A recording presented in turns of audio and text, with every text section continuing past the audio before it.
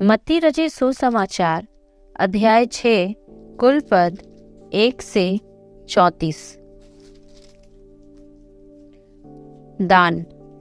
सावधान रहो, तुम मनुष्यों को दिखाने के लिए अपने धर्म के काम न करो, नहीं तो अपने स्वर्गीय पिता से कुछ भी फल न पाओगे।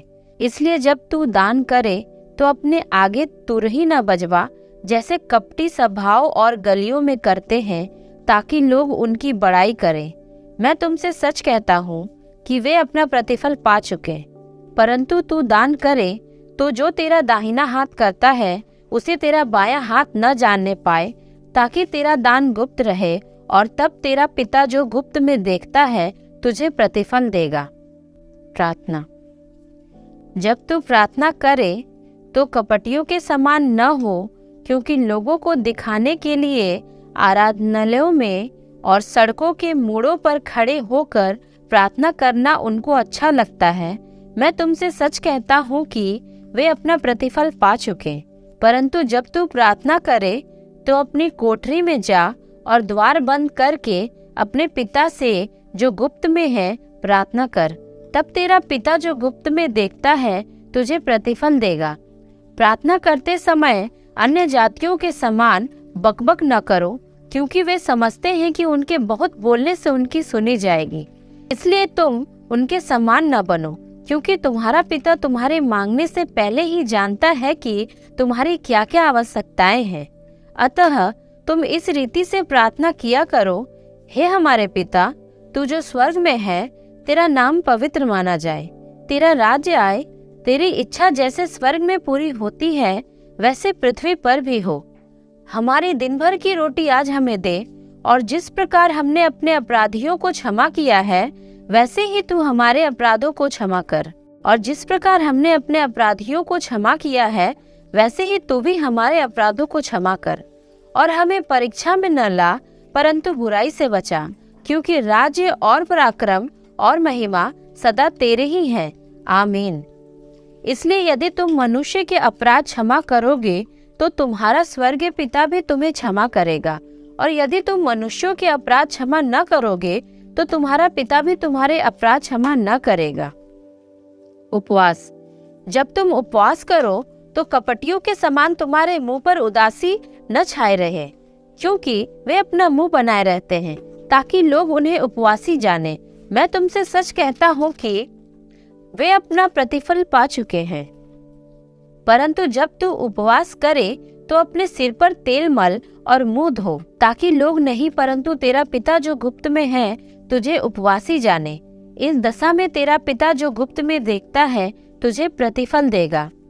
स्वर्गीय धन। अपने लिए पृथ्वी पर धन इकट्ठा न करो, जहाँ कीड़ा और काई बिगाड़ते हैं और जहाँ चोर सेंध लगाते और चुराते हैं, परंतु अपने लिए स्वर्गीय में धन इकट्ठा करो, जहाँ न तो कीड़ा और न काई बिगाड़ते हैं और जहाँ चोर न सेंध लगाते और न चुराते हैं, क्योंकि जहाँ तेरा धन है वहाँ तेरा मन भी लगा रहेगा। शरीर की ज्योति।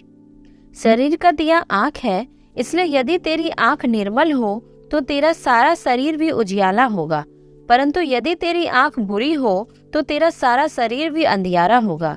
इस कारण वह उजियाला तो तुझ में है, यदि अंधकार हो तो वह अंधकार कैसा बड़ा होगा। परमेश्वर और धन। कोई मनुष्य दो स्वामियों की सेवा नहीं कर सकता, क्योंकि वह एक से बैर और दूसरे से प्रेम रखेगा, या एक से मिला रहेगा और दूसरे को तुच्छ जानेगा। तुम परमेश्वर और धन दोनों की सेवा नहीं कर सकते।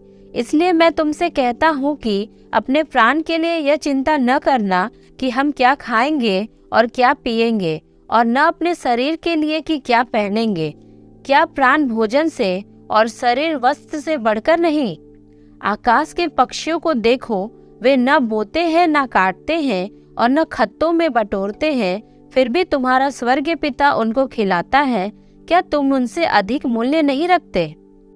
तुम में कौन है जो चिंता करके अपनी आयु में एक घड़ी भी बढ़ा सकता है? और वस्त्र के लिए क्यों चिंता करते हो? जंगली शोषणों पर ध्यान करो कि वे कैसे बढ़ते हैं। वे न तो परिश्रम करते न काटते हैं, तो भी मैं तुमसे कहता हूँ कि सुलेमान भी अपने सारे वैभव में उनमें से किसी के समान वस्त्र पहने हुए न था।